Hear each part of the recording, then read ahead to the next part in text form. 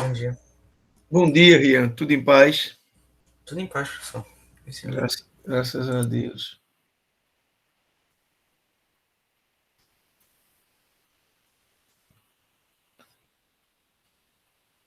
A aula começa às 8h35, é isso? Não, é 8h30 mesmo. Só que aí eu acho que o pessoal se atrasa porque acabou de sair de uma aula para outra. Engraçado, eu pensava que era 8h35. Eu acho que no horário lá do que é acadêmico, parece que estava escrito 8h35. Não lembro, mas tudo bem. Já estamos por aqui. Hoje é a nossa última aula teórica, né? Aí a gente tem na próxima segunda resolução de problemas e na outra segunda já é o nosso segundo exercício escolar, dia 30 de agosto. Aí depois a gente tem mais uma lista de. A gente tem mais uma aula de resolução de problemas antes da. Não é antes da recuperação, não sei. Tem a recuperação para quem ficar para a recuperação e tem a final. Eu sei que tem uma aula de exercício. Ou é antes da final, ou é antes da recuperação, não lembro. Eu acho que é antes da final.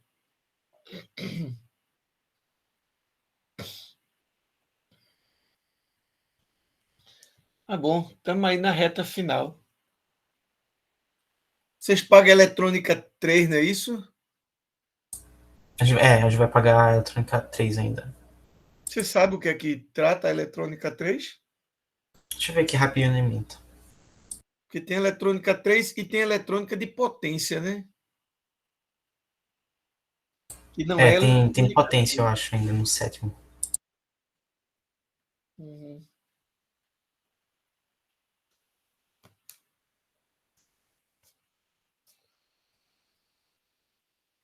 Amanhã eu acho que eu vou lá na nova sede do IDV começar a preparar o laboratório de eletrônica para poder começar os cursos assim que possível.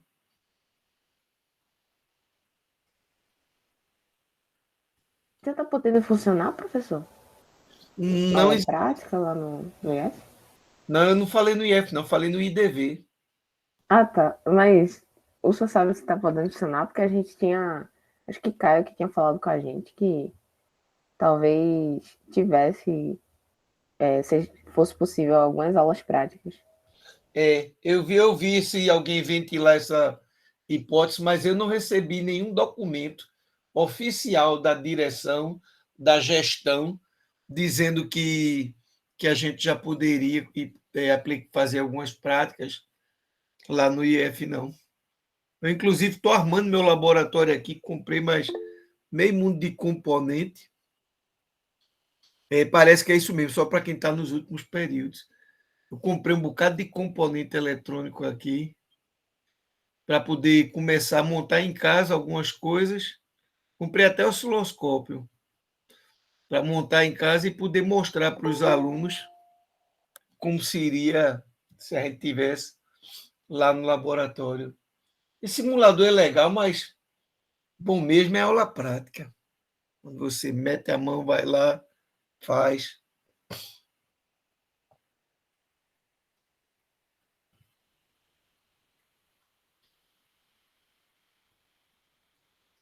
Aí o IDV, que eu acho que vocês não conhecem, é um instituto chamado Instituto Despertando Vocações.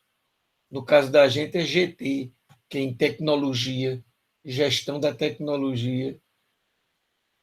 Eles estão com a sede agora junto do IF, ali onde é a CIF. Eles estão com a sede ali e a gente está ajeitando o laboratório lá, as bancadas, compramos, quer dizer, eu não, né? Eles lá adquiriram 2 impressoras 3D, microcontrolador tem de fole, resistores, ainda está faltando um bocado de coisa. Está faltando a parte de soldagem e dessoldagem. Tem muito equipamento sofisticado que a gente vai comprar.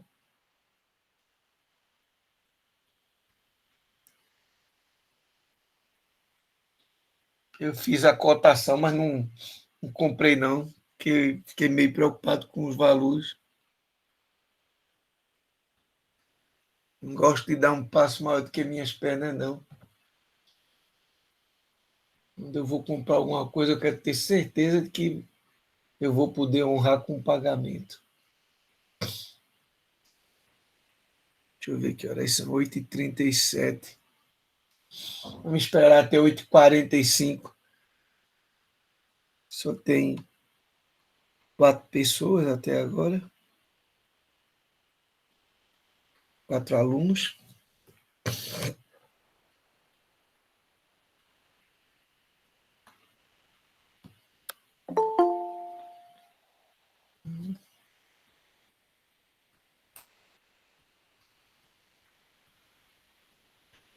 Pegou mais um, chegou, acho que Caio, né?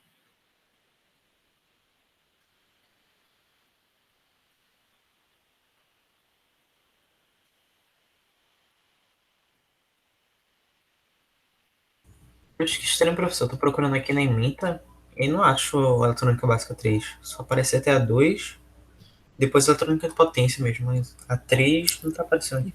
Eu acho que é porque a semana tá desatualizada. Ela é do começo do curso, quando criaram. E aí depois que foi que inseriram a Eletrônica Básica 3. Eu lembro que me chamaram para dar Eletrônica 3, mas eu disse não tem condição não. Estou com muita coisa. Parece que é amplificadores, classe A, B, C, D, eu não lembro mais. Opa, deixa eu olhar aqui. Pelo que eu vi, tem Eletrônica Básica 3. É que eu fui Tem, lá no que é acadêmico. Lá no que é tem, acadêmico tem sim, matrizes curriculares lá. tem sim que eu fui chamado. Deixa eu Então, ver aqui. Onde é que está aqui as... Achei agora. É... Matéria, amplificador de potência, amplificador operacional, regulador de tensão isso. transistorizado, osciladores transistorizados e cristal. Perfeito, perfeito, muito bom.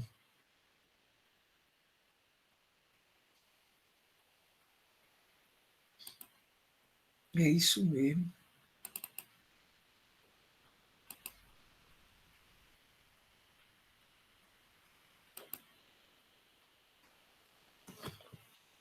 Esse plano de curso. Que é subsequente, integrado. É porque esse integrado que me deram aqui é muito antigo, ela é 2014.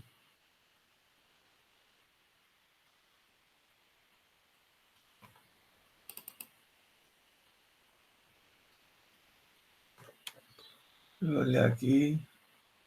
Pay. Ué.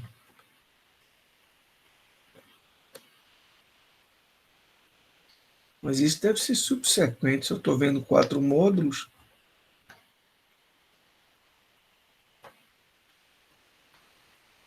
é subsequente que está aqui. Integrado é esse aqui. Agora, pela diferença de um para o outro. Um bocado aqui. Isso é subsequente, isso é...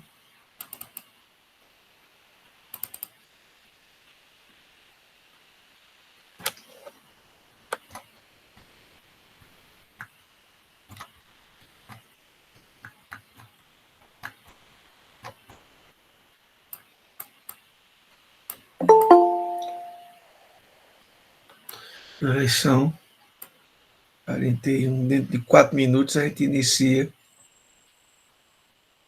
Quem quiser ir no banheiro, descansar, fazer uma boquinha, aproveita o tempo.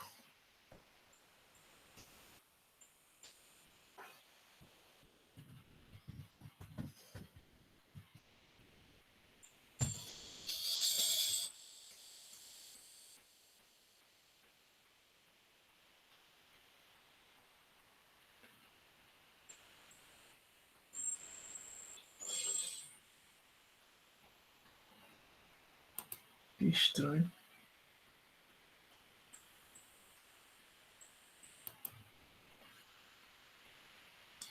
Aqui também não tem mesmo, não.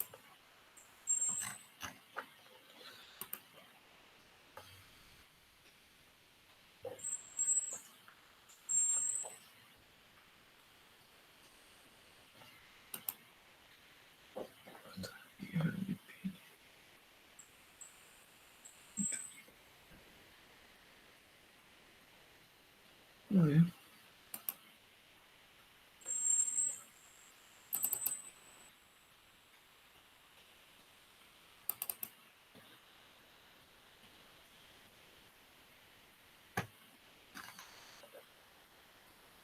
Muito estranho. Estou olhando aqui, não estou achando. Eu tinha aqui o programa do curso completo. Tem dia domingos que me envie de novo.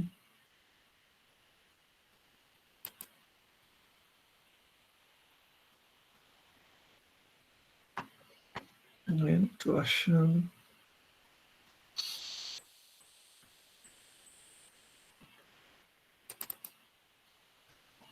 É.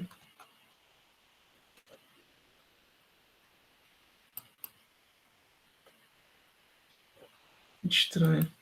Estranho demais. Que horas são? 8h43. Pronto. 10 menos 2, 8 pessoas. Eu acho que a gente já pode começar a nossa aula. Bom, inicialmente, bom dia a todos. Hoje é a nossa 15ª aula, né? Significa que a gente tem hoje a nossa última aula teórica. Na aula que vem, a 16ª, resolução de exercícios. Como são 18, a gente tem aí o segundo exercício e a final. Na verdade, a gente vai ter mais de 18, porque a gente vai ter a recuperação do segundo exercício e parece que tem uma outra aula de resolução de exercícios antes da final, né? Aí tem umas 20 aulas, né? Portanto, como pede-se que a gente dê 18 aulas, está tudo certo, estamos cumprindo aí o calendário do IF, né?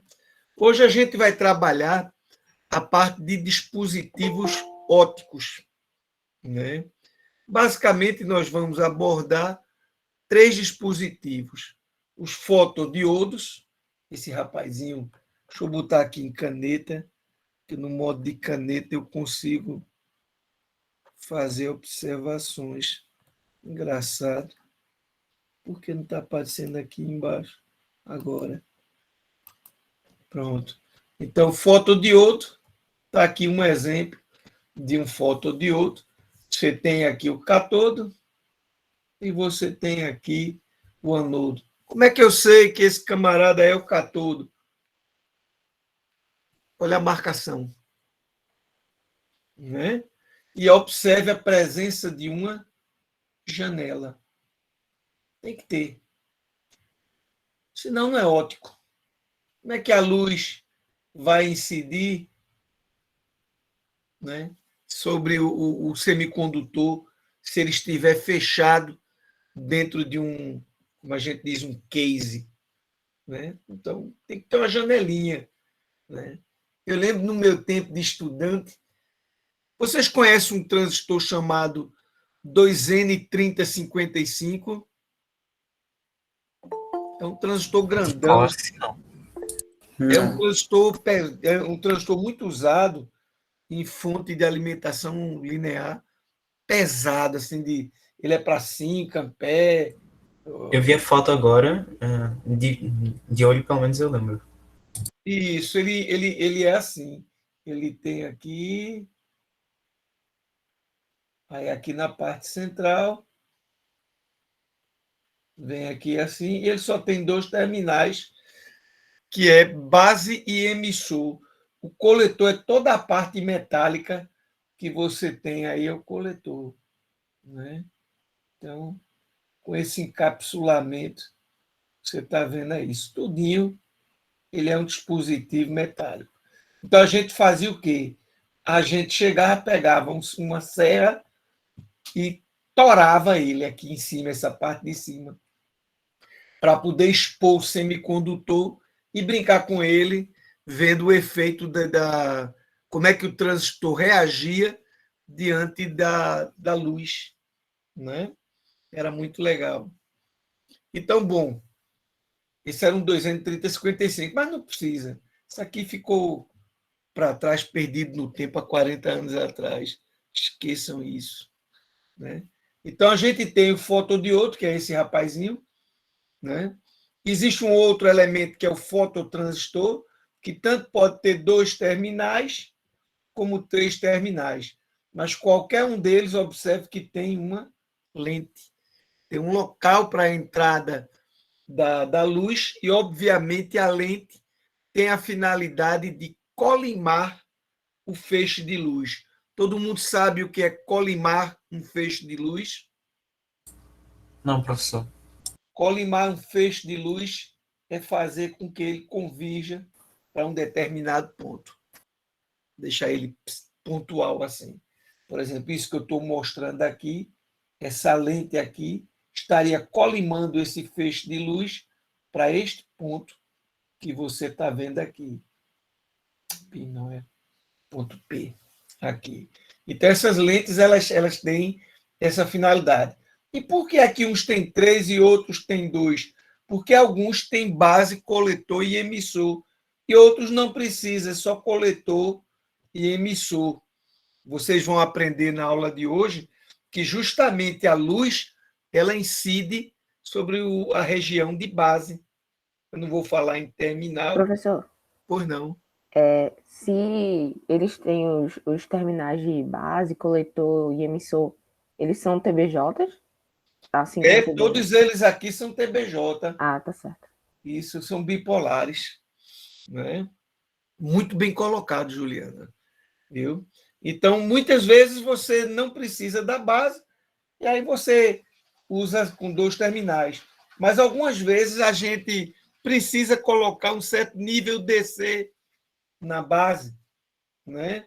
Aí a gente usa o de 3 terminais, ou então deixar o terminal de base em aberto. Né? Muito bem. E o último dispositivo que a gente vai estudar é chamado fotoacoplador.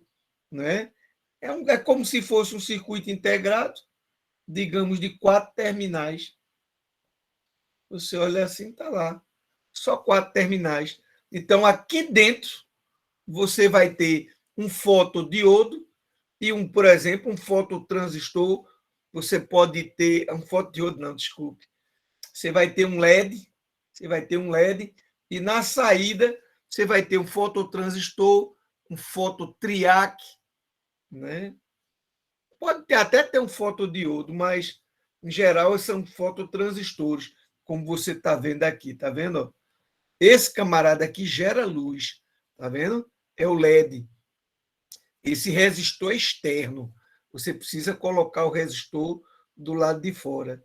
Quando alimentado, esse LED passa energia, polariza diretamente o LED emite uma luz, essa luz atinge a região de base do seu transistor e ele entra em condução.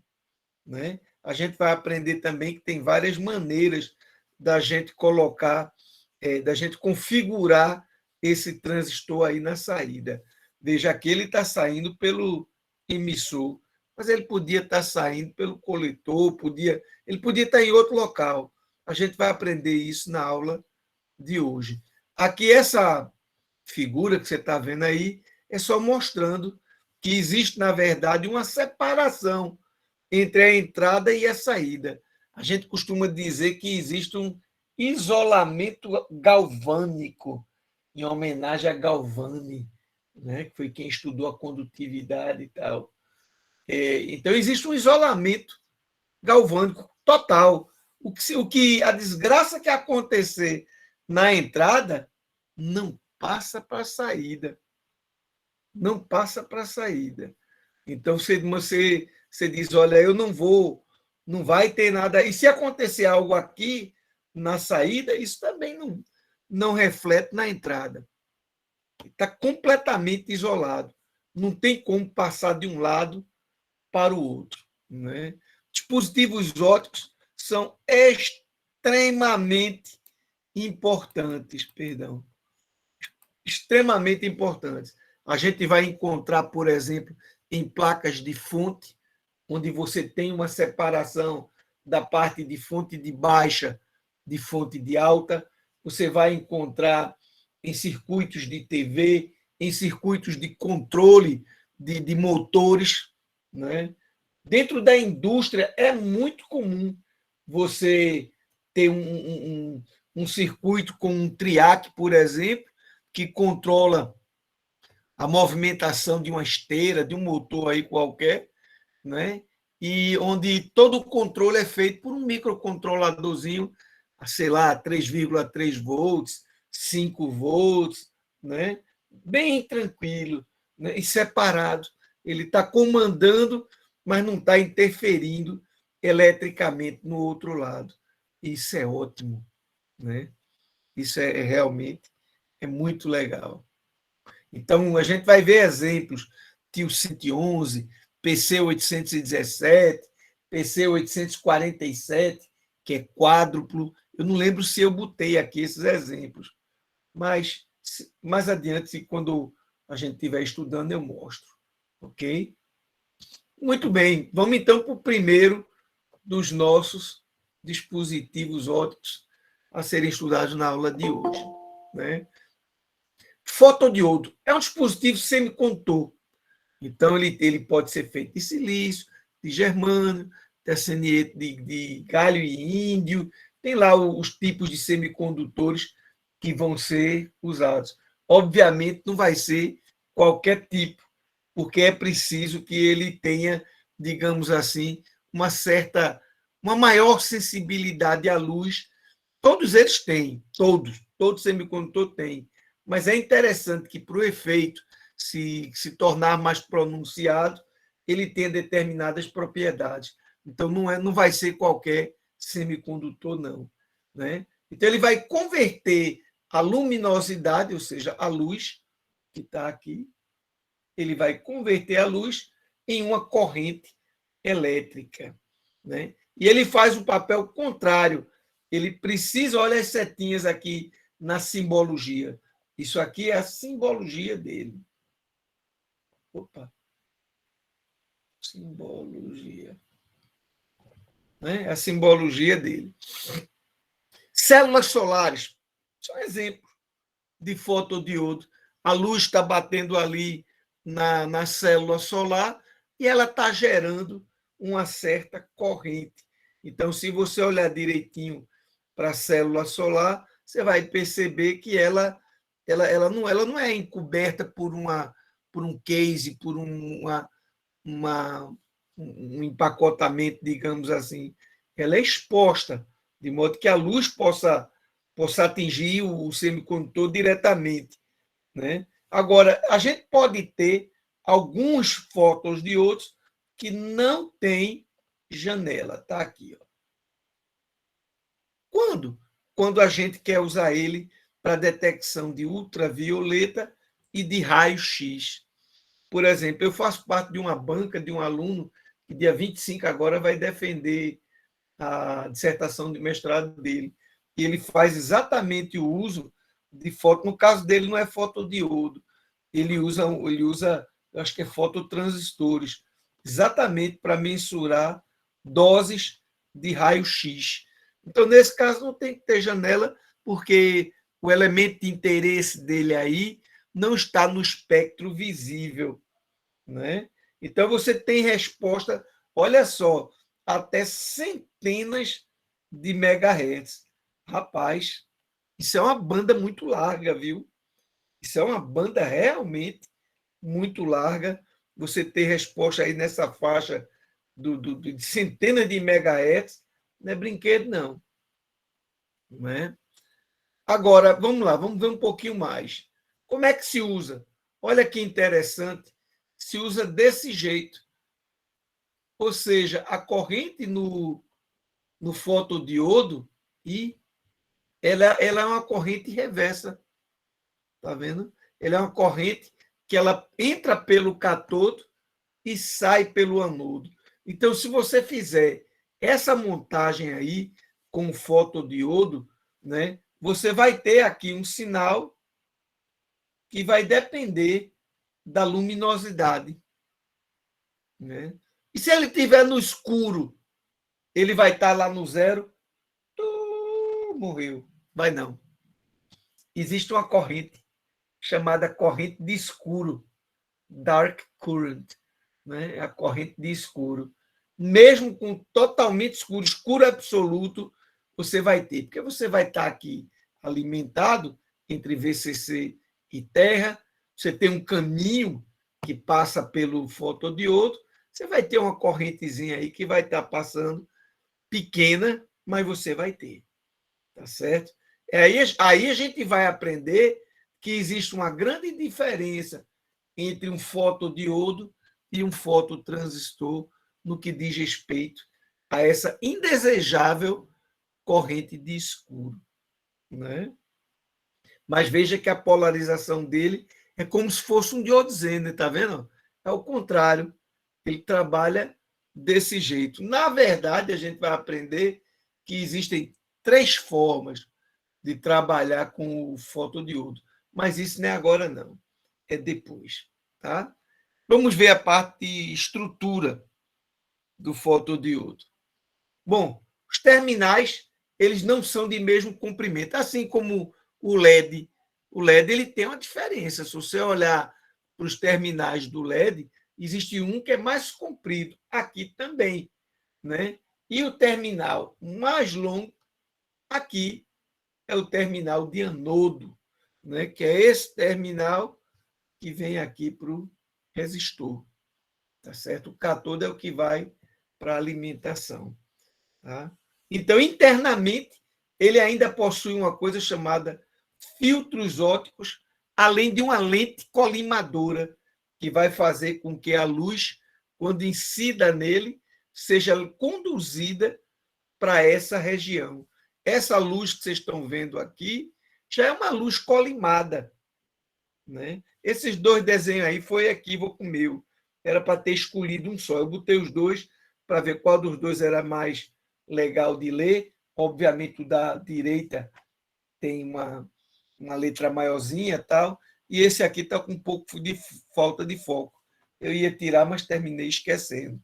Então, isso que você está vendo aqui, ó, é um terminal tipo N, e aqui é um terminal, me desculpe.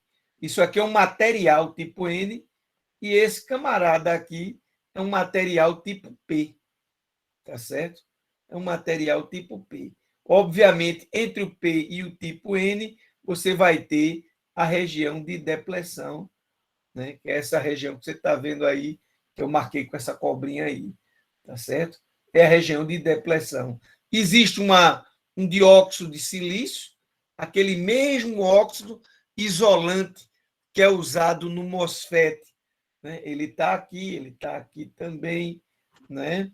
Você tem a parte de metalização para poder ligar o terminal aqui de cátodo. Tá certo? Ok?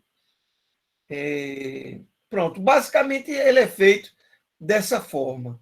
Tá? Não tem muito o que se comentar, não. Nesse aqui, ele tem um pouco mais de riqueza de comentário, né?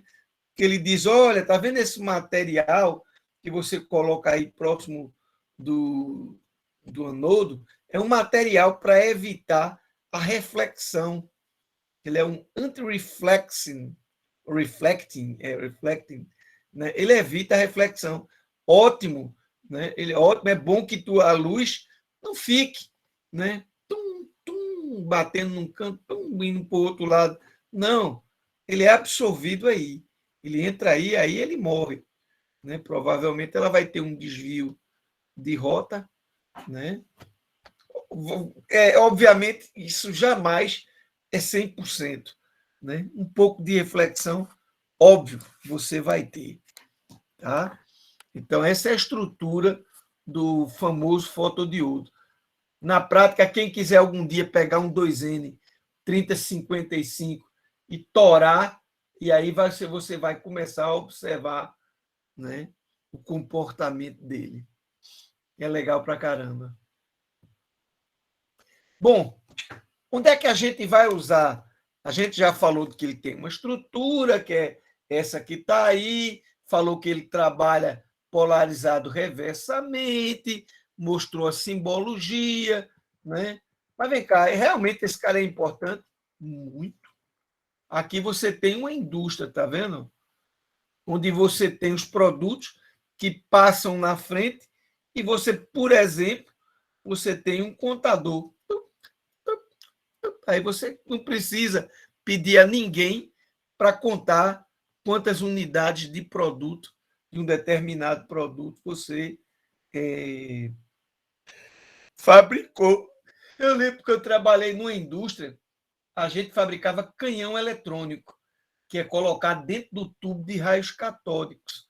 E eu lembro que, infelizmente, naquela época, a gente não tinha essa estrutura de esteira, de transporte e tal. Contava-se na mão. E era muito ruim fazer isso, porque cada turno, eram 3 turnos, a fábrica funcionava 24 horas por dia, produzia uma média de 100 mil canhões, que alguém tinha que contar realmente. E realmente tinha uma pessoa que contava lá os canhões. Rapaz, era canhão que só a praga. Olha, a gente hoje produziu 100.234 canhões. Puta merda. Ainda bem que eu não tô, que não é minha essa função. Bom, você tem aqui, obviamente, uma fonte de luz, né? Quando não tem objeto, está chegando aqui, né? E está dizendo, olha, aqui, obviamente, tem toda uma placa eletrônica que, digamos assim, trabalha esse sinal, né? Se chegar a luz aqui, digamos, esse cara satura, aí você diz, isso aí é nada. Quando corta, você, opa, significa que tem um objeto na frente. E aí você tem um 4040, por exemplo, que é um contador de 10 bits, né, por exemplo, ou um circuito mais complexo. Você pode mandar isso para um microcontrolador, ele conta. Você tem também determinadas portas de entrada e você pode ter também uma identificação de que alguém passou por ali, né?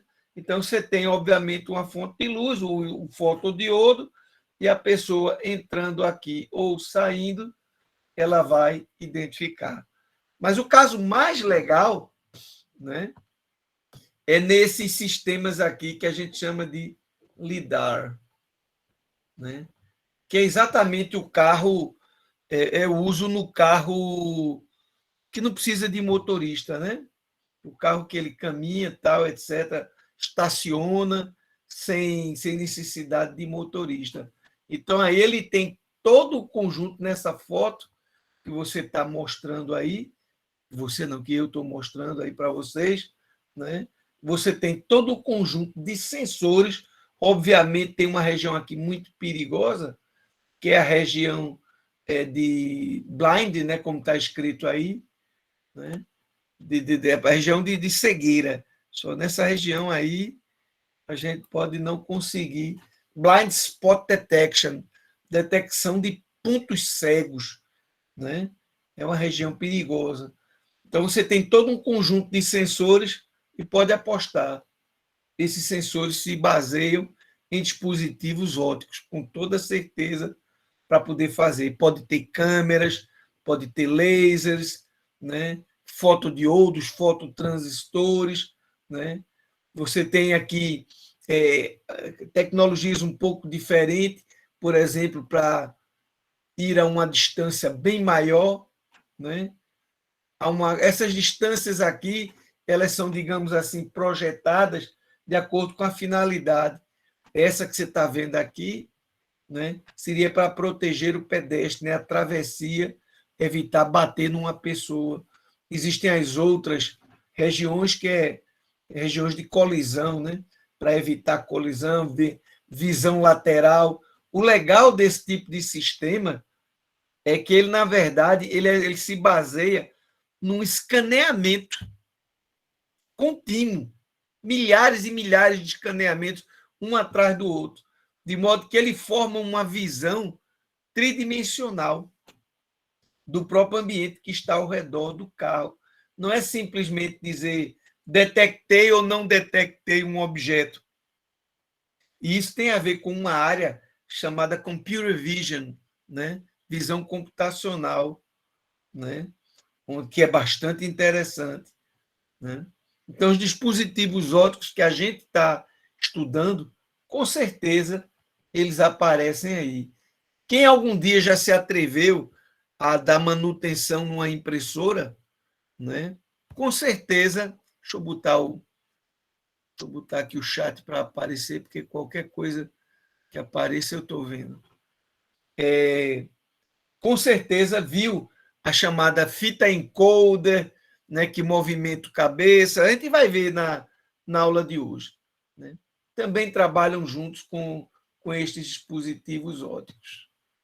Deixa eu me ver aqui. Deixa eu clicar aqui. Eu estou clicando e ele não está indo. Pronto.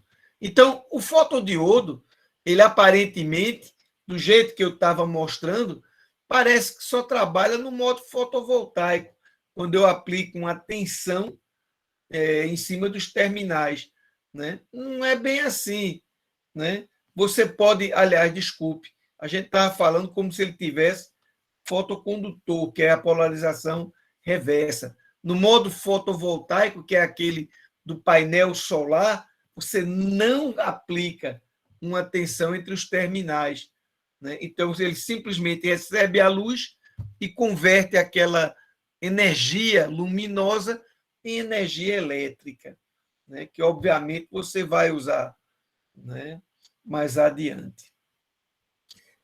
Obviamente, a quantidade de energia que uma célula individualmente faz a transformação para a elétrica, né, de energia elétrica que eu estou me referindo, é pequenininha, né? Então, você tem que ter uma quantidade muito grande de células, né? Aí, quando a gente estuda a parte de geração, usando painéis fotovoltaicos, aí vocês vão ver ligação em paralelo, né, que é para aumentar a tensão, ligação em série, etc., para aumentar a corrente, né? Ok. Mas ele tem outros modos, ele tem o modo fotovoltaico, que eu comentei rapidamente, o principal que a gente discutiu foi esse aqui, e existe um terceiro modo, que é o chamado modo diodo de avalanche, né? Onde agora a tensão reversa não é 5 volts que você está vendo aqui, uma tensão pequenininha, né? Mas é uma tensão bem mais elevada, né? Vou apagar aqui. É uma tensão bastante elevada, né?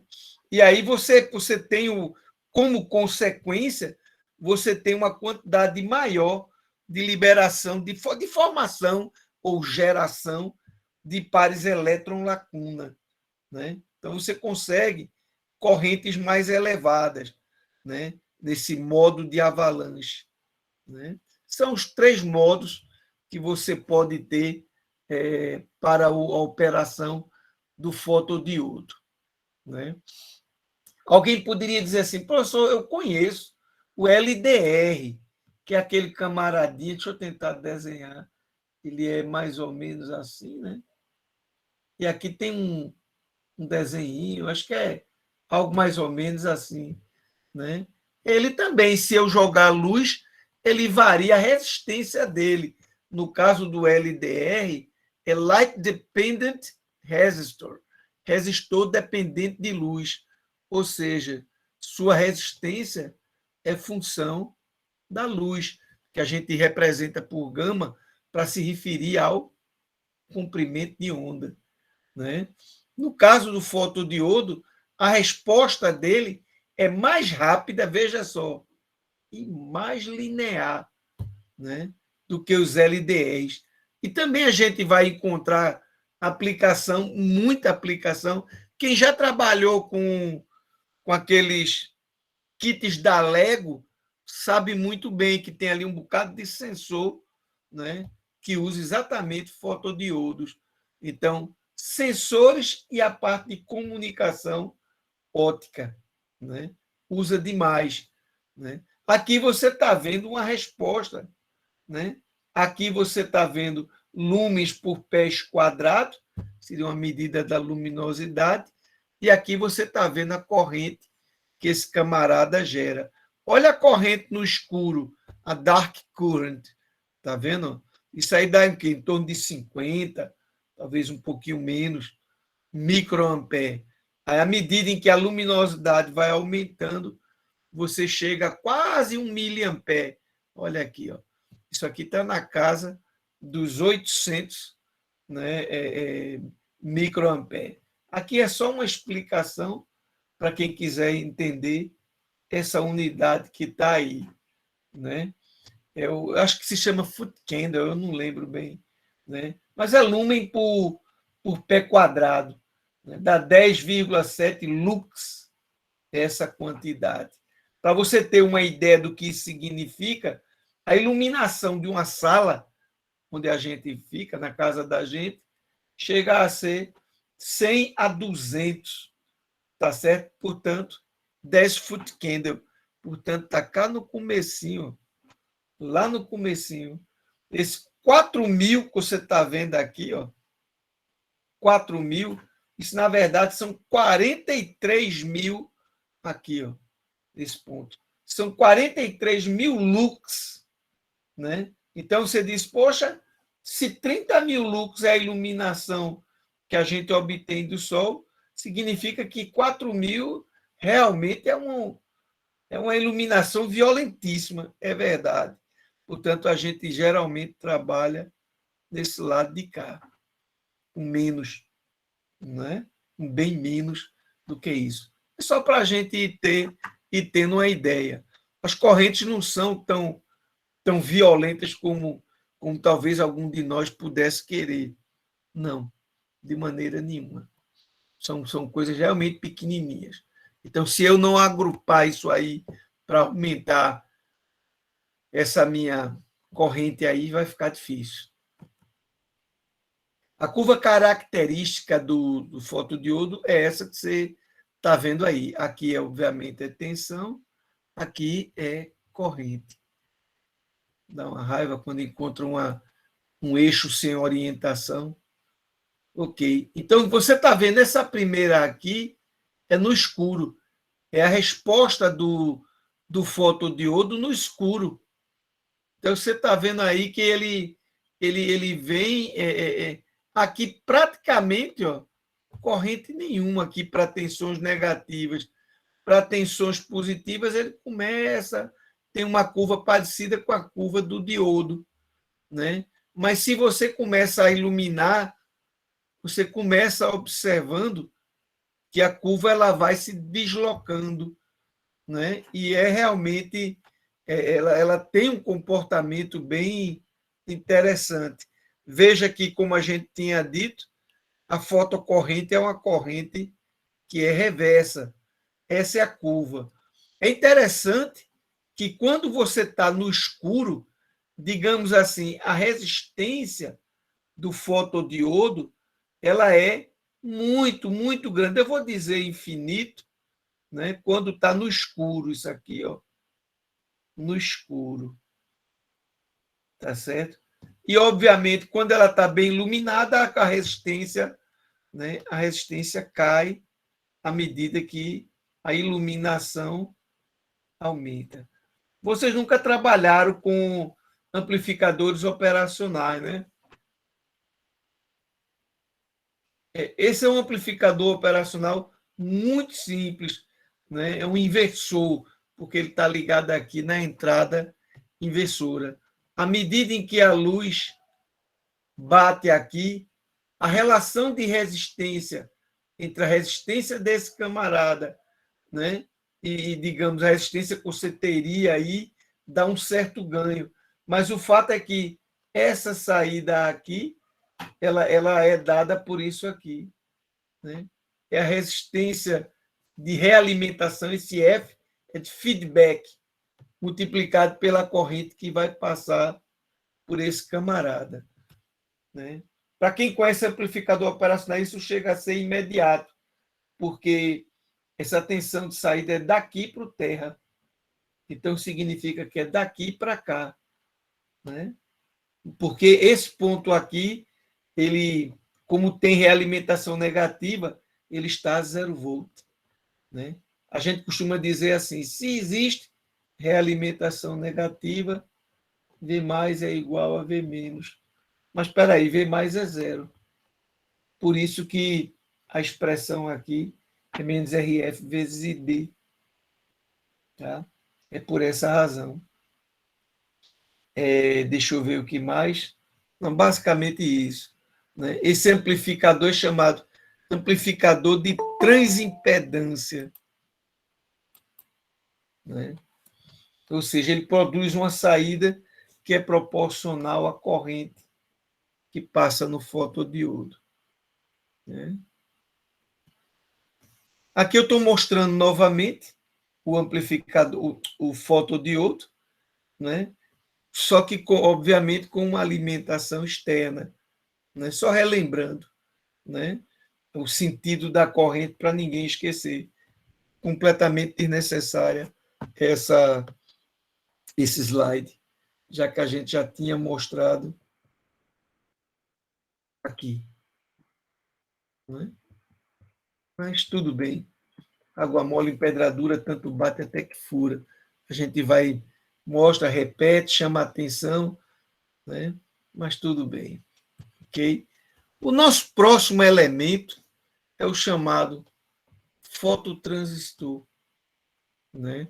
A simbologia dele é essa aqui. A base está em aberto, eis aqui o emissor, eis aqui o coletor.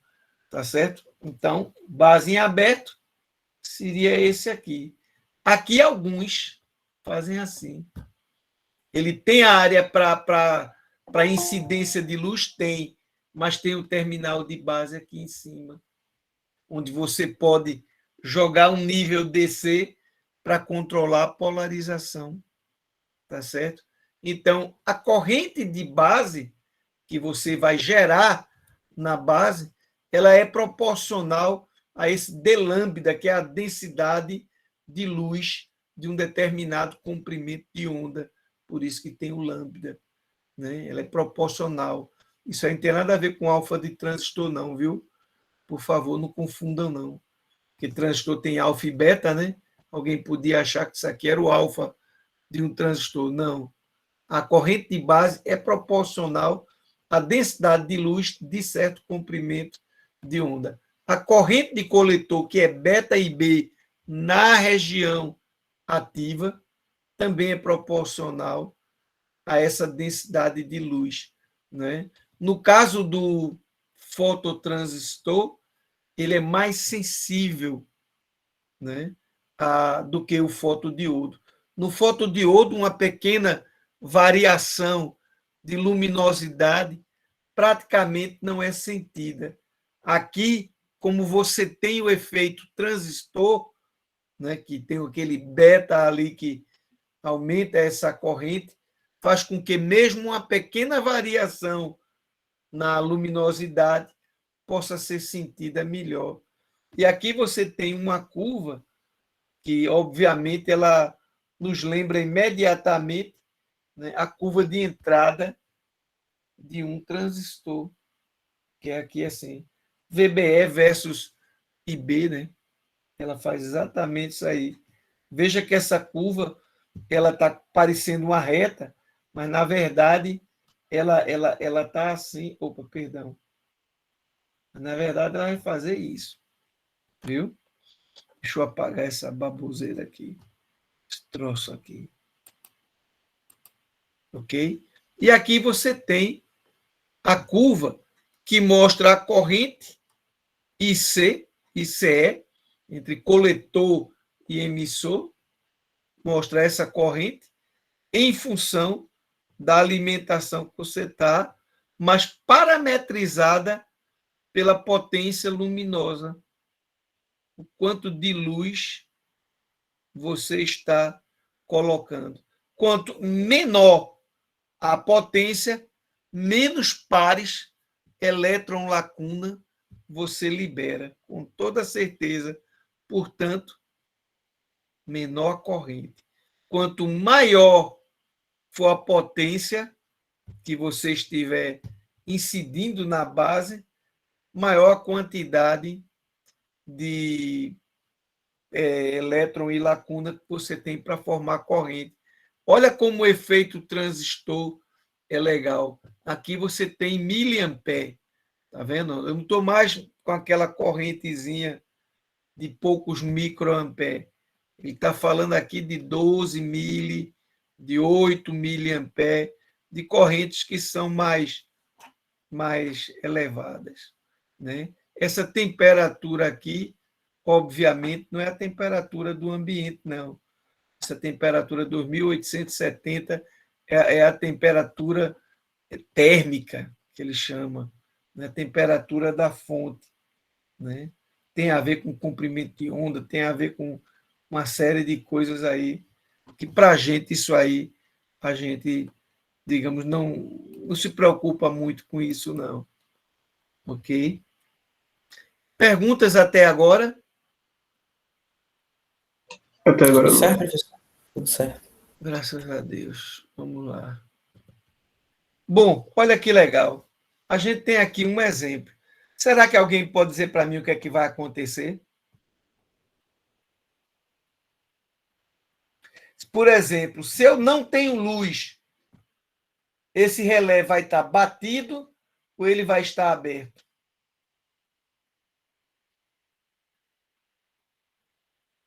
Ele vai estar aberto se não tiver luz. Isso Por que aberto. você diz isso? Me diga qual foi sua linha de raciocínio.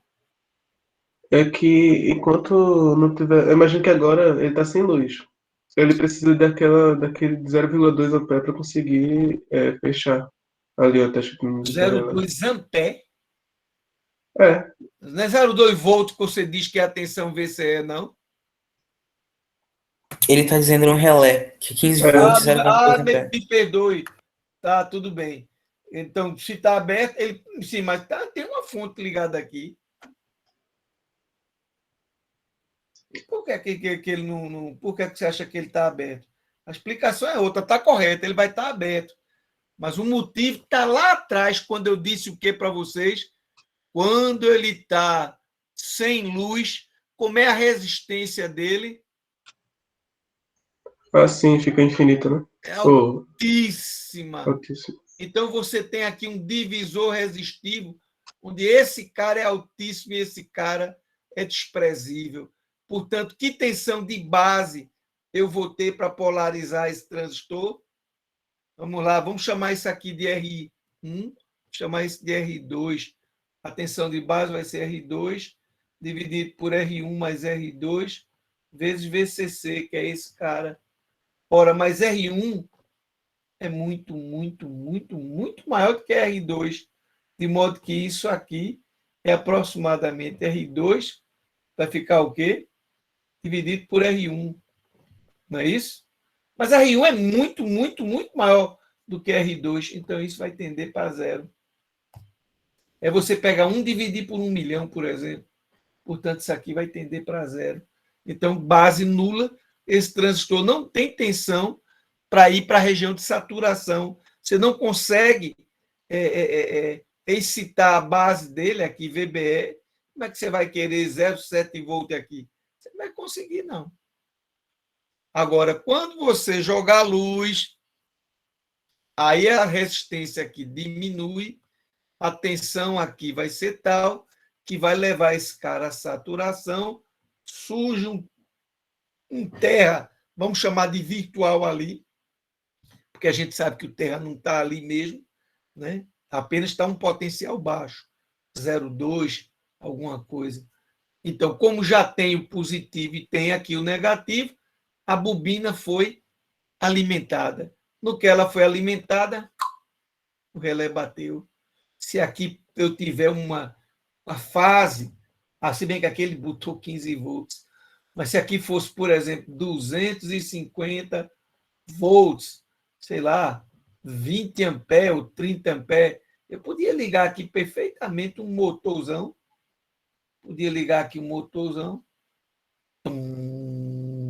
Eu botei um vídeo, não botei na nossa sala do AVA, onde eu mostro como, ou foi na turma de, não foi na turma de, foi noutra turma, né? Foi em eletrônica básica. Não foi aqui não. Eu peguei um vídeo, botei lá, mas porque o assunto lá era outro, não era bem esse aqui não. Eu botei um termistorzinho e botei um camarada para mostrar como é que eu jogo, como é que eu controlo uma bomba de alta tensão, de alta corrente, de forma bem simples. Aí eu fiz isso lá em Caruaru e filmei e mostrei para os alunos. Olha, é assim que você faz. Né?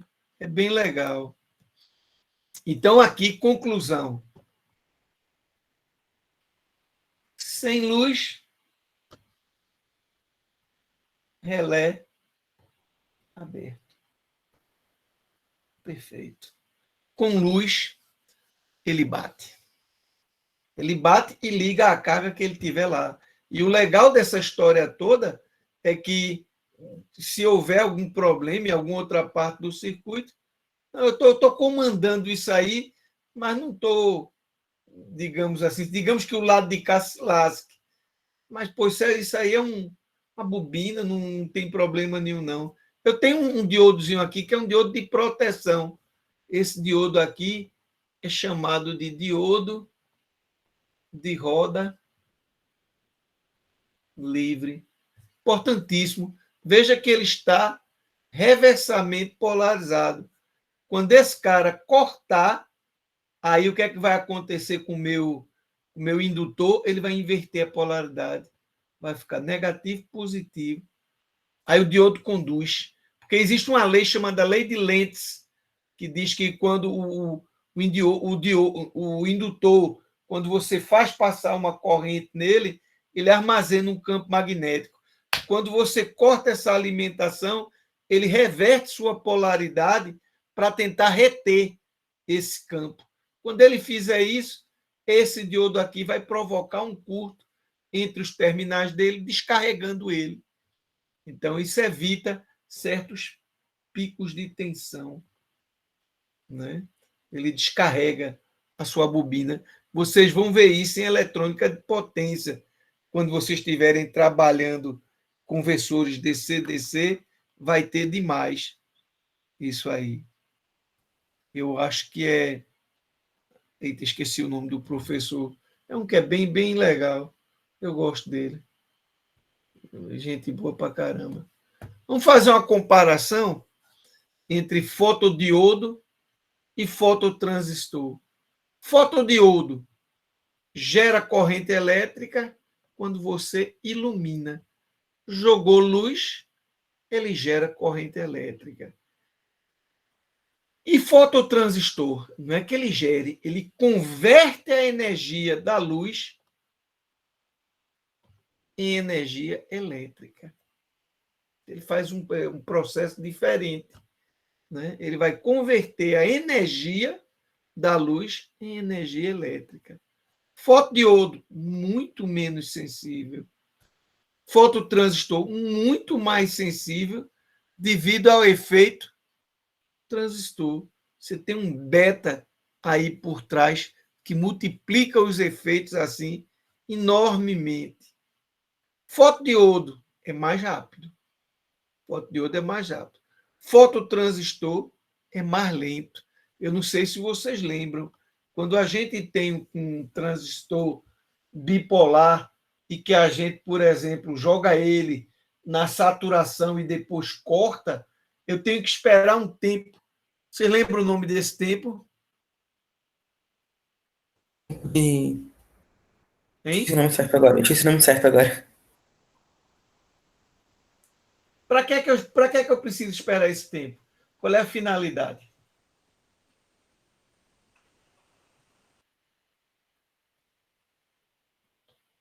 Ninguém lembra, não? Rapaz, esse tempo é importante, viu? Se vocês Tem a pretendem... ver com o tempo de descida também, professor? Não exatamente. Não diretamente. É um negócio próprio dele. Tempo de recuperação completo. Só falta o último termo. Reversa.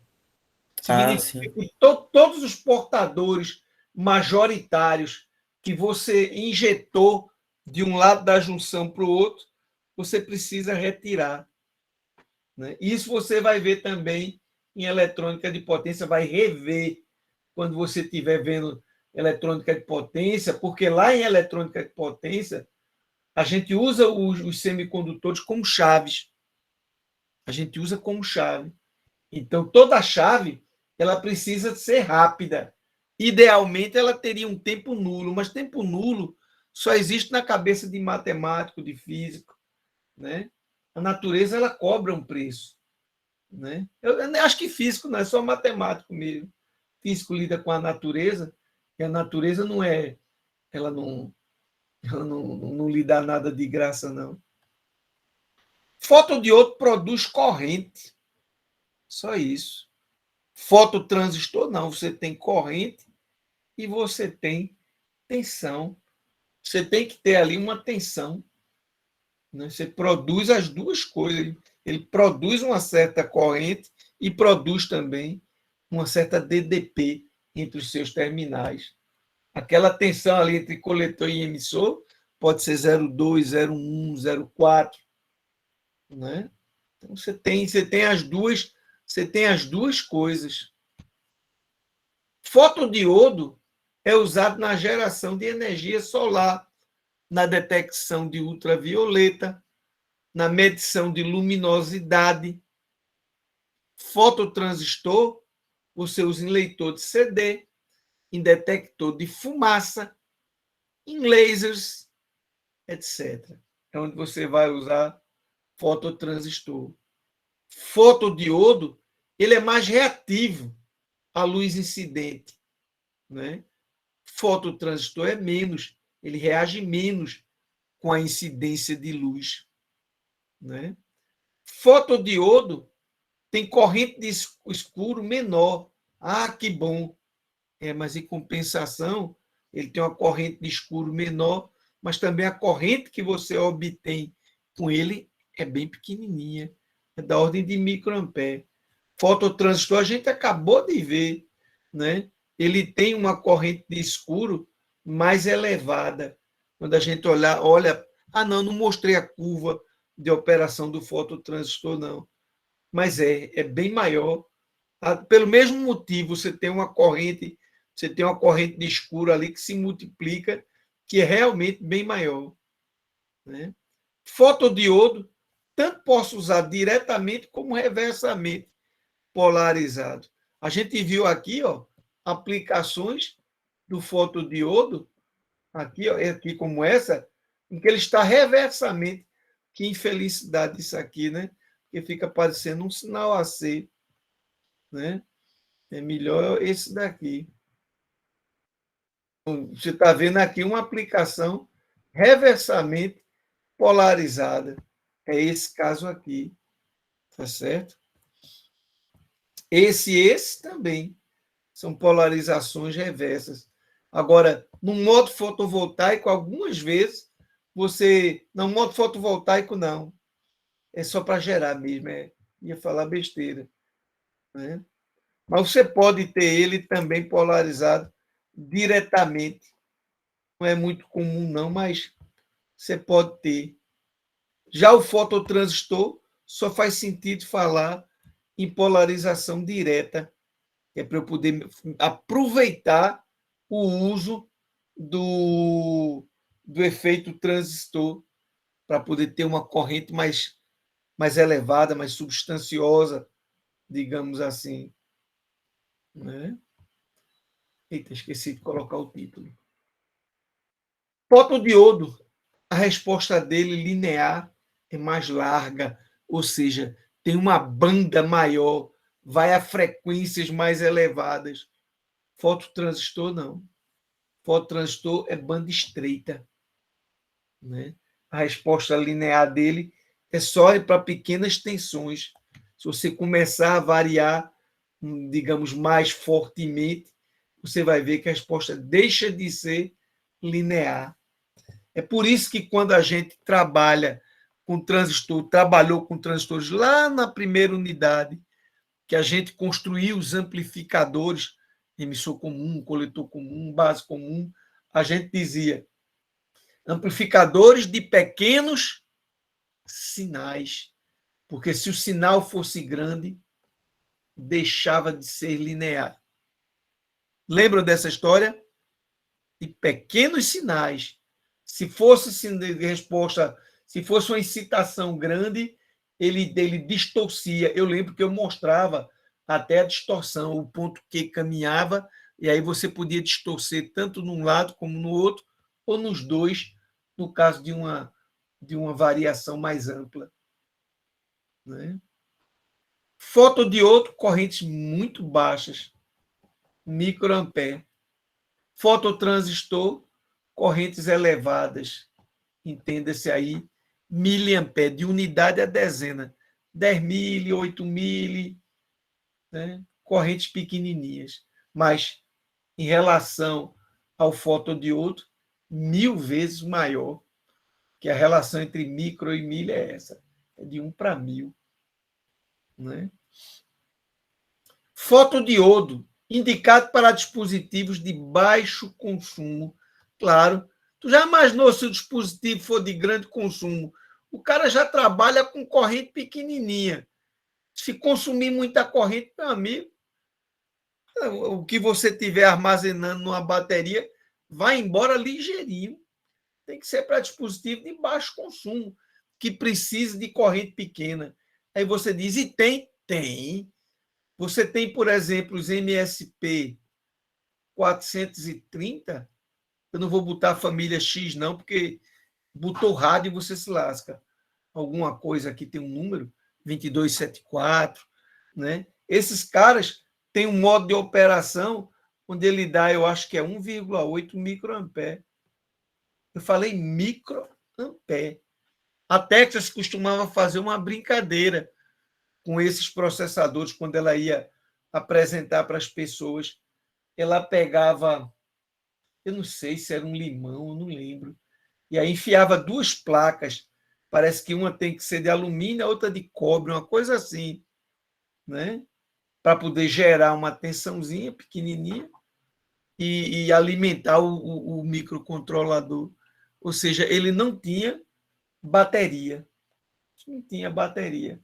Ele mostrava ele funcionando sem bateria. Né? E o circuito funcionava plenamente.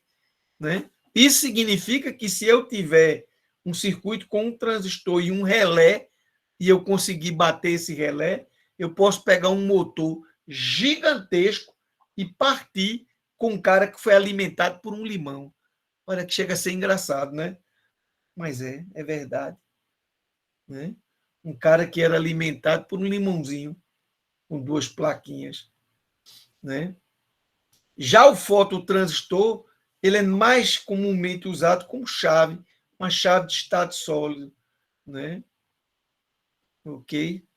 Deixa eu ver se tem mais coisa. Pronto. A aula hoje vai terminar cedo. Acho que 10 horas no máximo termina. Esse é o último item. Fotoacopladores. Né? Excelente. Né? Muito legal. É para isolar 2 circuitos. Né? Ou seja, o sinal é acoplado via enlace óptico. Olha que legal aqui. Ó. Você tem aqui, por exemplo, um LED. Obviamente, aqui fora vai ter um resistor. Obviamente, aqui vai estar lá no terra. Tal. Aqui vem o seu sinal de entrada. Tá certo? Quando passar por esse LED, ele faz a chave bater. Olha, esse não tem base. Esse tem, ó. Tá certo? E aqui ele está mostrando um outro caso. Você pode ter aqui um fototransistor sem base, com base, ou um fotodiodo. Aqui um LED e aqui um fotodiodo. Obviamente, você vai ter uma corrente que é proporcional, né, à luminância que está chegando nele. Né? Então, normalmente, quando você faz esse tipo de projeto, esse resistor aqui é calculado assim, com muito cuidado, para garantir. Esse cara vai ter tudo a ver com a corrente que estiver passando aqui. Olha que coisa engraçada, mas né? Porque essa quantidade de luz que vai sair desse LED vai depender desse resistor R. Mais luz, maior corrente. Menos luz, menor corrente. Né? Tem uns manuais, uns datasheets, eu não lembro, acho que é o próprio datasheet do TIO 111, que é fabricado, se não me falha a memória, originalmente pela Texas Instruments, onde ele faz exatamente esse comentário. Eu lembro, eu era estudante de engenharia, estava terminando o curso e fui estagiar numa empresa muito massa de desenvolvimento de produtos. A gente fazia produtos, equipamentos, ferramentas, coisas desse tipo. E eu lembro que eu me vi diante desse carinha aqui, né? E tive alguma dor de cabeça, porque tinha que ter um controle sobre isso aqui. E eu, obviamente, verde, e no curso de engenharia também não tinha visto isso. Isso para mim era um ilustre desconhecido, nunca tinha visto. Mas aí é onde entra o papel da empresa, né? Ela ganha dinheiro em cima da gente, mas também ela é uma excelente escola. Toda a indústria é uma excelente escola. Eu costumo dizer que nenhum professor deveria ir para uma sala de aula sem antes ter passado por uma indústria, especialmente na área da eletrônica. Jamais. Ele teria que ter passado alguns anos dentro de indústria, para que quando ele estivesse dando aula, ele usasse a experiência dele, né, como inspiração, lembrando, né, dos problemas que teve e como foram resolvidos. Professor de quadro negro não é muito complicado, né? Então, eu acho muito legal. Esse aqui, esse TIO 111, MOC, eu não sei se é 2030, eu não lembro agora. Você pode olhar aí no seu computador. São os MOC da vida da Motorola, são optoacopladores ou fotoacopladores. Essa família MOC aqui é imensa, né? Você tem um monte de optoacopladores, onde aqui nessa saída, ao invés de fototransistor e fotodiodo, você pode ter um outro componente que vocês ainda vão estudar, chamado SR ou TRIAC. São dois componentes importantíssimos. Né? Vamos adiante. Está aqui o TIO 111, ó. Ele tem base, está vendo? Você pode deixar em aberto. Né? Está aqui o seu LED e está aqui a resposta dele para duas tensões de operação. Né? 0,4 é ele saturado. E se vê-se aí quando ele estiver saturado. Ali nem parece que é 0,4. Se você olhar assim, você pode achar que é 4. Muito cuidado, tem um pontinho aí. Ele está analisando as duas situações, né? Ele saturado e ele cortado. Cortado, ele vai a 5 volts. Então, por exemplo, se você tem aqui, sei lá, vou pegar aqui 9 miliamperes, quando ele tiver saturado, vai dar um IC de 14 mili. Quando ele tiver aqui, dá 18 a 19, né? Aproximadamente 19 mili, uma diferença de 5. Obviamente, quando você vem para baixas correntes, a diferença passa a ser bem pequena, 1 miliampere, qualquer coisa por aí. É a curva de operação dele, ele mostra aí, porque você, diante do seu problema, você tem que ver bem direitinho que quantidade de corrente que você quer que passe. O que ele chama aqui nesse IF é essa corrente que é injetada aqui. Né? Veja que se ele injetar aqui um IF maior, você consegue ter uma separação melhor entre corte e saturação desse camarada. Se você bota um IF menor, o negócio fica complicado. Né? Então, ali você pode dizer, eu tenho aqui um microcontrolador, eu vou botar 5 volts, tem aqui o meu LED, aí você tem que ver a primeira coisa, qual é a tensão desse LED. Eu devia ter botado. Eu não lembrei de olhar. Eu tenho a impressão que é em torno de 1,6 volts. Aí aqui está R. Aí quem será IF? Será 5 menos 1,6, 3,4, dividido por R. Pronto, então R será 3,4 dividido por IF. Se você quiser 10, dá 0,34 K. 340 ohms. Esse é o resistor que você tem que colocar aqui para que passe 10 miliamperes como IF aqui, essa corrente aqui, para que passe 10 miliamperes. E aí, dessa maneira, você tenha uma boa discrepância entre saturação e corte, no caso do TIO 111. Aqui você está vendo 4 formas diferentes de você aplicar, você usar o seu optoacoplador. Aqui você pôs o resistor no cátodo, para o terra, e aqui você vai ter a entrada. E aí está a tua saída. Significa que, se não tiver luz, esse fototransistor está, completem, com a palavra cortado ou saturado. Se não tiver luz, esse fototransistor está cortado, né? Isso, perfeito, Marcelo. Se está cortado, significa que essa saída aqui normalmente é baixa. Quando tiver luz, ele satura.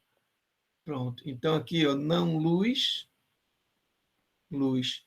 Tá certo? Vamos analisar, então, esse outro caso aqui. Se não tiver luz, esse transistor está cortado. Portanto, o nível lógico aqui é alto. Chegou luz, não luz, luz. Olha a diferença. Né? Então, uma é o oposto da outra. E nesse caso aí vai depender, veja o comando. Aqui eu estou olhando para o comando. Você diz, se eu jogar aqui, por exemplo, VCC é equivalente a não ter luz. Aí, se não tiver luz, aqui vai ser exatamente igual a esse. Mas veja como é diferente. Aqui, esse aqui, VCC comanda. VCC liga e esse aqui desliga. Tá certo? Nesse outro caso aqui, VCC desliga, tá? E 0 liga. Tá certo? VCC aqui, ó, desliga. E aqui liga. Então, são as 4 possibilidades que ele analisa. Aqui é a mesma coisa aqui de baixo. Se você mandar VCC, desliga. Né? Então, a pergunta é, como é que você quer trabalhar? Você quer trabalhar com a saída normalmente em 0 ou normalmente em 1? Eu quero normalmente em 0. Tem esses 2 casos. Certo. Você quer comandar mandando 0, que seria esse caso aqui, que eu ligo mandando 0, ou você quer comandar mandando 1? Eu quero comandar mandando 0. Por que você quer comandar mandando 0? Porque eu sei que a porta do microcontrolador normalmente vai estar em nível lógico alto, por exemplo. Eu não quero. Eu só quero que, quando eu jogue o 0, é que ele faça o que eu quero. Bom, então a solução é essa. Então, são 4 possibilidades em que você tem que procurar aí, né, qual é a sua aplicação, né? Como é que você quer. Bem legal, muito tranquilo.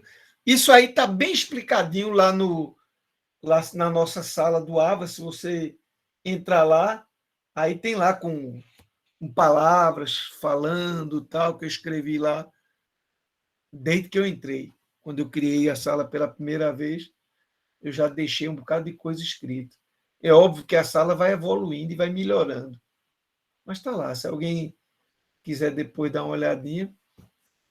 Às vezes a gente precisa de vários fotoacopladores. Né? Então, existe uma solução, LTV 847, que eu acho que pode ser PC 847. Eu estou meio na dúvida, não tenho estou muito certo, não, mas eu acho que sim. Né? Onde você tem aí 4 circuitos completamente independentes. Né? Então, você pode, por exemplo, fazer uma porta-end com sinais óticos. Olha que legal. Né? Você pode fazer uma porta-end para dizer assim, somente quando os dois estiverem fechados é que VCC chega. Né? Existem diversas aplicações.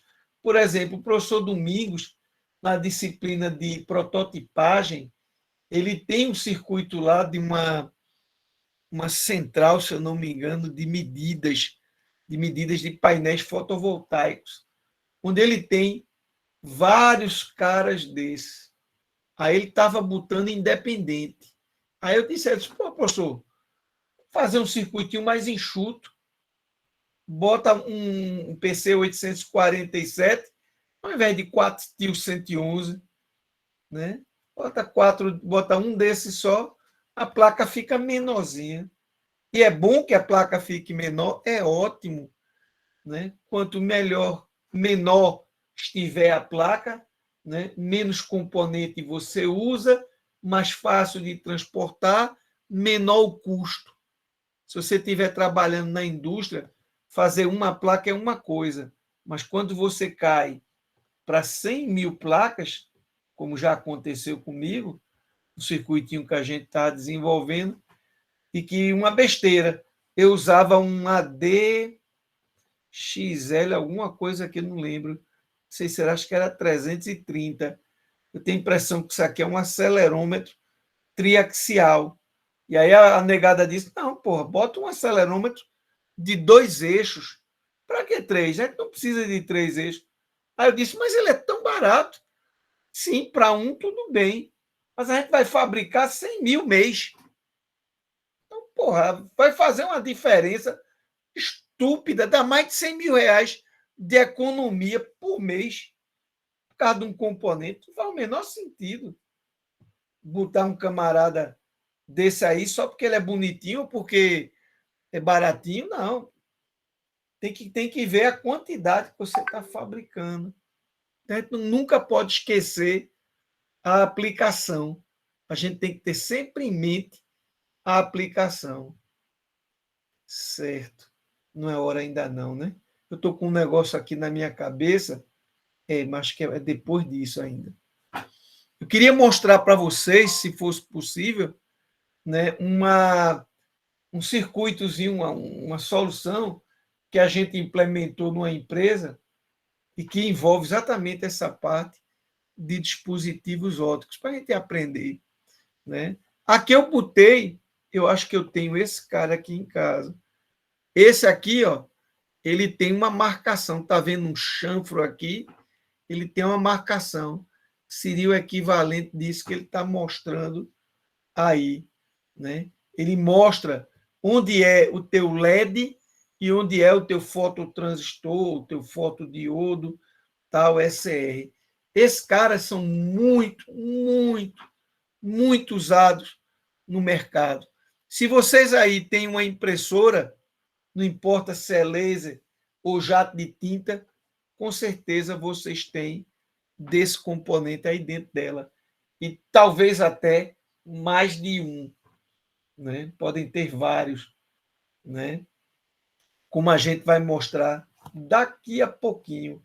O fato básico é o seguinte: alguém vai aparecer aqui pelo meio. Vendo aqui, ó. Alguém vai aparecer pelo meio. Que hora vai fechar e hora vai abrir. Né? Então, aqui o meu sinal vai ser assim: está em 0, está em 1, está em 0, está em 1, e vai depender desse camarada, que normalmente é alguém que gira em torno de um determinado eixo. Né? Então, ele vai ficar passando por aqui assim, ó. Né? E isso vai determinar essa saída. Então, eu posso, por exemplo, no carro tem uma história da roda fônica. Eu não sei se vocês sabem o que é, mas é uma parte lá do carro onde a gente mede, por exemplo, os RPM, né, do motor. Você pode medir também da roda, no caso a roda fonte, que é da roda. Mas você pode medir também do motor, tem medir quantas rotações o shaft, como eles chamam. O shaft é eixo em inglês, está girando lá. Né? Esse carinha é muito importante. Você vai encontrar demais em kit Lego, pode ter certeza. Opa, chegou aqui uma aplicação. Esse cara é velho conhecido meu. Isso é uma fita encoder. Eu tenho aqui várias dessas fitas encoder. Ela está dobradinha aí, mas ela é esticada. Se você, ela trabalha assim, ó. Ela é bem comprida. Aqui você tem um furinho. Aqui você tem outro furinho. E a região central dela, risco branco, risco branco, risco branco. Só que acontece que isso aqui é tão próximo um risco do outro que quando você olha para aqui, você vê essa mancha. Você vê essa mancha. Só com uma lente, se você botar aqui uma lente, é que você vai ver que, na verdade, existe uma separação. Então, isso, por exemplo, na impressora, quando você tem... Você já viu a impressora que quando você liga ela, o carro é jogado para o lado esquerdo e ela bate lá, ele movimenta o carro, faz vum, pá, aí bate lá no lado esquerdo. Alguém já viu esse tipo de problema na impressora e ele fica... sim. Pois é, Welton, isso é uma besteira. Isso é sujeira aqui, ó. Isso é sujeira nesse camarada.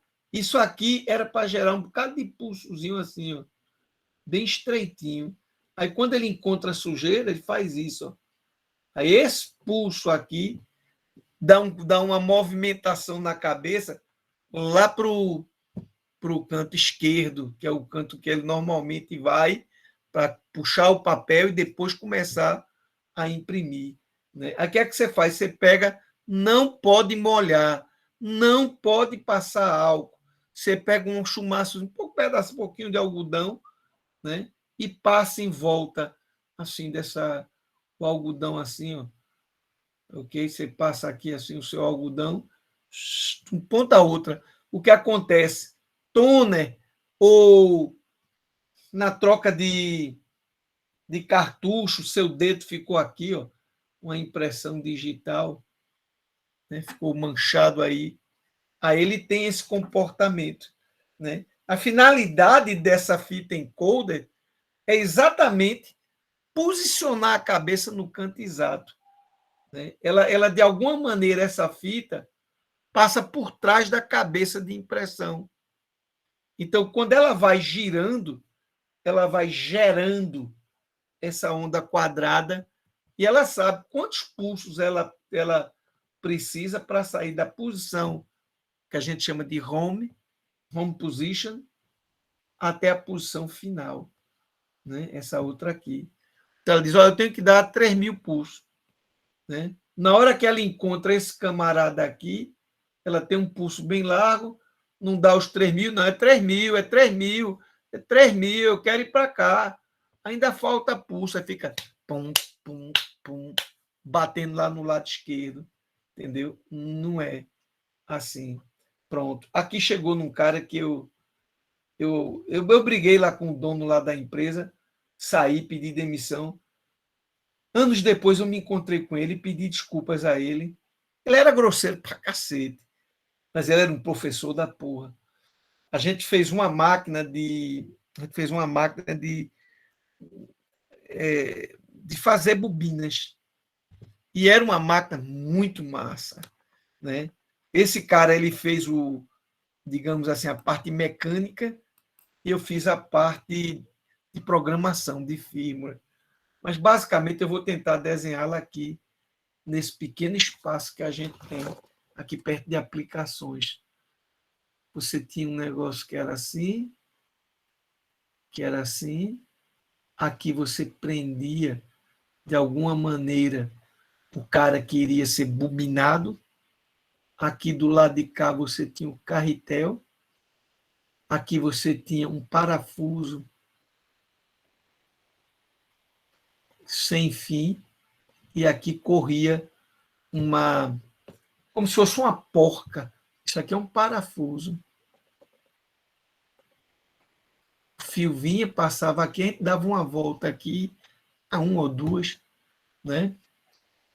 E aí, esse camarada aqui era um motor de ventilador. Obviamente, aqui tinha um microcontrolador, que na época era o bicho, era o pique. E aí, nesse eixo aqui, a gente pendurou esse cara. Ele ficava aqui. E, obviamente, aqui, a minha chave, não é isso que eu estou falando? Ó, chave ótica, a minha chave. Então, quando passava por aqui, a luz batia, chegava no outro lado. Mas quando ele jogava aqui, não tinha luz no outro lado. Então, eu conseguia gerar uma onda quadrada, né, que controlava o giro desse parafuso que você está vendo aqui. E à medida que ele ia girando, eu sabia esse comprimento, eu sabia quantos pulsos eu tinha que dar, eu não precisava de um sensor de fim de curso. Poderia ter alguém que dissesse inverta, para ele girar ao contrário. Aí ele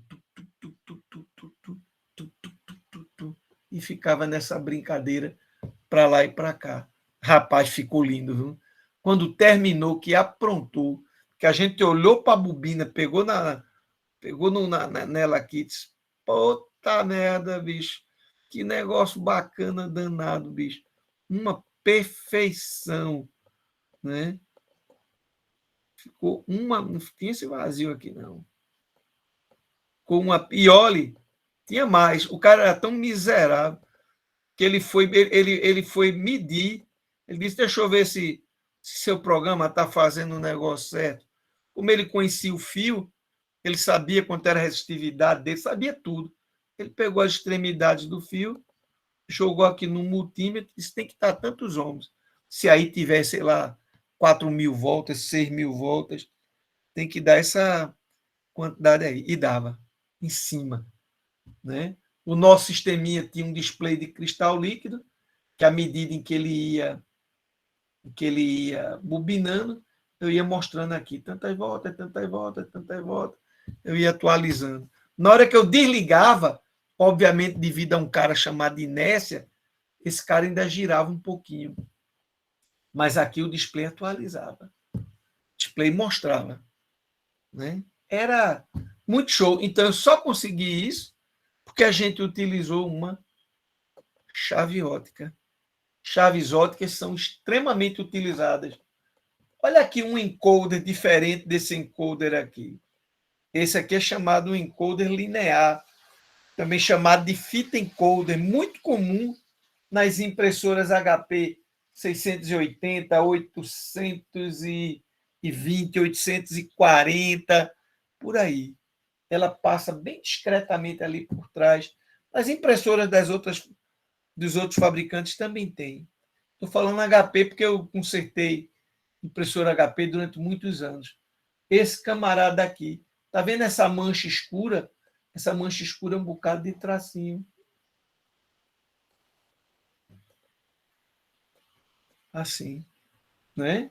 Então, na hora que você bota aqui a chave, que ela fica aqui assim, né? Você vai exatamente gerar os pulsos que você precisa. Então, normalmente, no caso das impressoras HP, fica sempre do lado esquerdo, após o mecanismo, aqui entre o eixo. Do lado de lá tem uma maneira de prender e tal. Sistemas de rotação em geral, né, que você precisa controlar. Você tem aqui um disco, você tem aqui o eixo, você tem aqui a chave ótica. Puf, puf, puf. Isso aqui é o eixo em torno do qual ela está girando. Esse camarada ele está assim. Aqui é o eixo. Eu acho que está escrito errado o eixo. Eu acho que eixo é só AXE, né? Eu tenho a impressão que é assim. Esse L aí saiu do dedo nervoso. né? E está aqui a chave ótica. Então, é uma aplicação muito massa que você pode utilizar. Dá uma olhadinha ali em cima. Esse aqui é um encoder muito massa. Tem, viu? Usa-se muito. Você está vendo ele grande assim, mas às vezes ele é pequenininho. Ele cabe, por exemplo, você tem... Eita, poxa. Deixa eu pegar aqui. Eu não percebi que tinha tirado de caneta, não. Esse cara que você está vendo aí, ou é porque parou de girar? Ah, porque eu tirei de seta. Esse camarada, muitas vezes, ele está dentro assim, de um negócio assim, do tamanho de um potenciômetro, só que mais gordinho. Deixa eu fazer ele voltar aqui. Pronto, perfeito. E veja que ele vai para o sistema binário. Vamos lá. 0, 1, 2 em binário, 3 em binário, 4, 5, 6, 7 e voltou. E se eu quisesse código Gray, tinha também? Teria. Chama-se o encoder Gray, em código Gray. Né? Nesses camaradas, eles às vezes eles fazem, como está mostrado aí, você tem um cara de índice, que é esse sinal O, e você tem dois sinais, o A e o B. E você usa isso exatamente para saber se eu estou girando no sentido horário ou no sentido anti-horário. A tabelinha aqui está aí, mostra exatamente o que eu estou dizendo.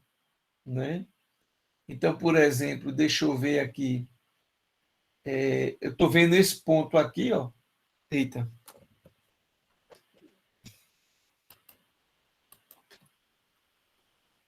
Aqui eu teria, deixa eu ver, aqui deve ser sinal O, aqui deve ser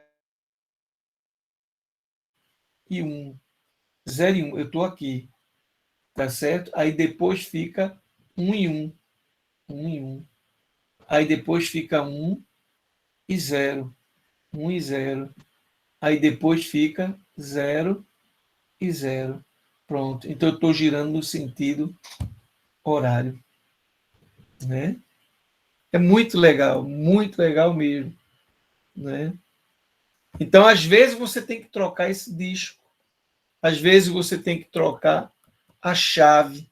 Esse disco não é muito comum, não. Você tem que trocar, não.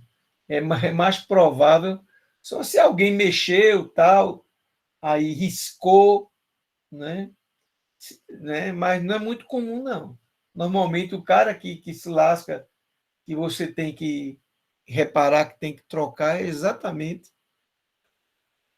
a chave, essa chave ótica aqui. Né? Ok. Existe um outro sensor muito utilizado dentro da indústria. Eu tenho dele lá em Caruaru, eu não trouxe, não. Eu comprei um monte de sensores industriais. Na época, me custou R$ 6.000. Foi caro pra caramba. Mas eu comprei porque eu queria dar aula de instrumentação industrial e não conseguia. Porque eu tinha uma dificuldade imensa de fazer eles verem algo que ocorria na prática. Pô, como é que eu vou fazer isso, meu Deus do céu? Aí eu comecei levando para uma indústria de um amigo meu, lá em Caruaru, a Etical. Eu ia lá para a Etical qualquer hora, de 8 da noite, 7 da noite, não precisa marcar, não. Bastava ir. Milton, um cara extraordinário. Aí eu ia lá para a Etical com eles, aí mostrava, só tá vendo ali, veja que tem um sensor reflexivo, etc. Aí consegui trabalhar um pouco. Mas depois eu me chateei, digo, eu vou comprar um conjunto de sensores. Aí comprei sensor capacitivo, indutivo, reflexivo, um monte de sensores. Então aqui a gente ainda destaca esses aí. Todos eles são óticos. Tem a ver com o estudo que a gente está fazendo. São sensores de proximidade, são sensores de papel, muito comum em impressoras, sensores de fim de curso. Alguns são mecânicos, viu? Por exemplo, esse sensor de papel, muito comumente ele é mecânico. Você tem aqui o rolo. Você tem aqui o rolo, que pega aqui. Aí tem um camarada que ele se move aqui assim. Ele está preso aqui em algum lugar. Aí quando a folha de papel vem, que passa por aqui por ele, né? Quando a folha de papel vem, ela atua, ela faz ele mexer. Mas existem sensores de papel que não são assim mecânicos, né? Eles trabalham com a parte de reflexão. O rolo é preto, ele não dá uma boa reflexão. O papel é branco em geral, ele reflete, né? Se você for na empresa de um outro colega meu, eu fiz muita amizade lá em Caruaru. Tem um rapaz, eu queria até levar vocês um dia, quando acabar essa pandemia, para ir visitar umas indústrias. A gente podia ir lá em Caruaru. Tem um monte. Aí tem uma outro camarada lá que tem umas impressoras que elas são quase do tamanho da minha casa. Sem mentira nenhuma. São imensas. São imensas. Você se assusta um pouco. Eu lembro que a primeira vez que eu olhei para a impressora, eu fiquei com medo da bicha. Eu disse, porra, nunca tinha visto uma impressora desse tamanho, não. Né? E o cara é gente fina pra caramba. O cara disse, rapaz, vamos desmontar ela todinha. A gente desmonta, faz uma revisão, lubrifica, depois a gente troca o que tiver precisando trocar e bota ela de novo para funcionar. Eu disse, rapaz, são estudantes, eles têm problema não, eu vou estar aqui do lado. Você é quem sabe. Então, esse sensor aqui, você tem aqui o seu LED, tá vendo? Ele joga aqui, o sinal bate, volta e atinge o seu fototransistor. Rapaz, Juliana, é fogo, Juliana. Esse cara é maluco, esse camarada. Eu até mandei um aluno meu, 2 alunos, aliás, estagiarem lá, né? Todos os 2 ficaram lá um tempo, depois saíram, porque a empresa, segurança nula. Né? Era muito perigoso. Era muito perigoso mesmo. Muito despreocupado. Aí bateu, refletiu, você sentiu, quer dizer, você está detectando por pura reflexão. Não é? Bom, eu queria agora que vocês dissessem para mim o funcionamento do circuito 1 e o funcionamento do circuito 2. Eu vou ficar caladinho, esperando que vocês me digam algo. Pode abrir o microfone se quiser falar.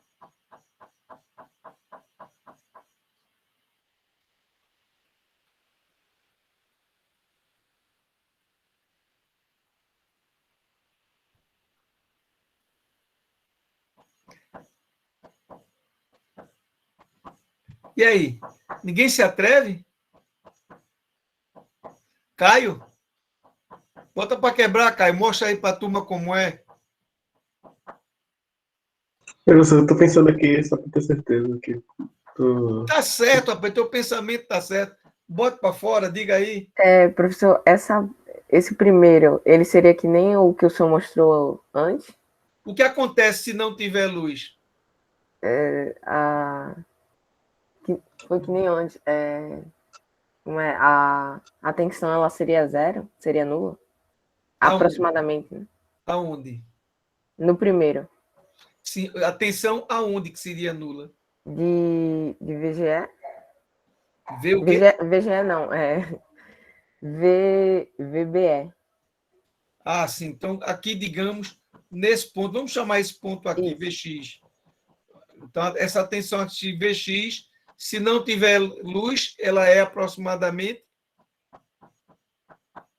Tá certo, Juliana. Não chegaria a tensão. Isso aqui está funcionando como uma chave. Lembra do comentário que eu fiz lá atrás, que eu disse assim, eu digo, esses caras funcionam muito usado, fototransistor, como chave. Isso é uma chave séria. Sem luz ele está aberto. Se está aberto, não tem caminho para chegar a corrente de base. Se não chega a corrente de base, né, esse cara não atua e, portanto, o relé não bate. Mas tem que arriscar, viu, Marcelo? Tem que arriscar. Cadê Eliezer? É Eliezer ou é Eliezer? Como é o nome? Como é que pronuncia o nome dele? Eliezer. Eliezer. Eliezer, o segundo circuito, o que é que tu acha, bicho? O transistor tá Q1 ou servindo Q2? O transistor Q1 ou Q2? Tem 2 transistores aí. Eu sei, o transistor 1 parece um fototransistor e o transistor 2 É, parece o comum. isso. Você, E quando disse o esse. transistor, se referia a qual? A Q1 ou Q2? O quê?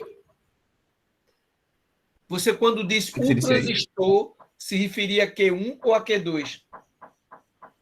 Um transistor, fototransistor, fototransistor que é um. Q1, tá. Aqui é que tem Q1. Que é um. Os dois não, porque tem um símbolo aqui de luz entrando. Parece um É um fototransistor. fototransistor, é porque a gente também chama de transistor. Tanto é que o próprio símbolo é o mesmo, Q1, Q2, né? Esse transistor é um fototransistor. Esse transistor não é um fototransistor. Mas vai lá, faça a sua Eu sei. análise. Análise? Como é que funciona o circuito 2? Hum,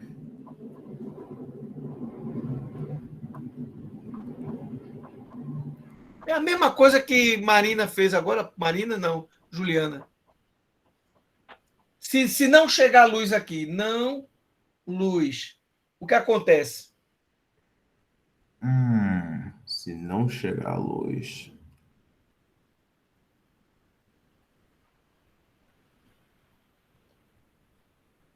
Q2 está no corte ou na saturação?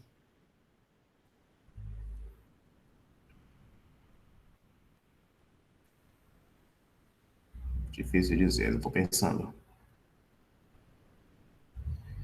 Alguém se arrisca? Não vai tá, É, vai bater, né? Porque vai ter corrente de base, diferente do outro. Perfeito. Esse resistor aqui, ele é calculado de modo que a corrente de base seja grande o suficiente para saturar ele. E ao saturar, não luz, ele bate, né? Jogou luz, ele abre. Então, por exemplo, se eu tenho na minha casa um poste e eu ponho um fototransistor desse, então, durante o dia, tem luz. Esse transistor aqui está cortado, então o relé está fechado, indicando que não bate, minha lâmpada não vai estar acesa durante o dia. Ótimo. Durante a noite, né, quando eu não tiver luz, esse camarada aqui vira um circuito aberto e aí passa a ter corrente chegando na base de Q2, que vai saturá-lo. E aqui nesse ponto, eu vou botar aqui a minha lâmpada. Aqui nesse ponto, aqui vai vir os 220 volts. Esse aqui é o normalmente fechado, esse aqui é o normalmente aberto, esse é o comum. Então, quando na hora que ele bater, os 220 volts chegam e a lâmpada acesa, que é exatamente o que eu quero, que ela acenda apenas durante a noite. Tá massa, então? tá massa. Perfeito. Bom, eu acho que termina aí a nossa. Tenho só uma mensagem final para vocês que diz o seguinte: é uma mensagem de Guanzi, cerca de 645 antes de Cristo. Se você estiver planejando para um ano, se seu projeto for para um ano, plante milho, que aí você vai colher para um ano. Mas se você estiver planejando para 10 anos, plante árvores. Se o seu planejamento é para toda a vida, treine e eduque as pessoas, que isso aí é para o resto da vida. Então, enquanto professor, eu queria dizer a vocês que o meu esforço aqui foi exatamente no sentido de treinar e educar dentro da tecnologia de eletrônica. Eu desejo a vocês que vocês levem isso para o resto da vida de vocês, que é um pensamento muito legal, que eu gosto muito da filosofia chinesa, né?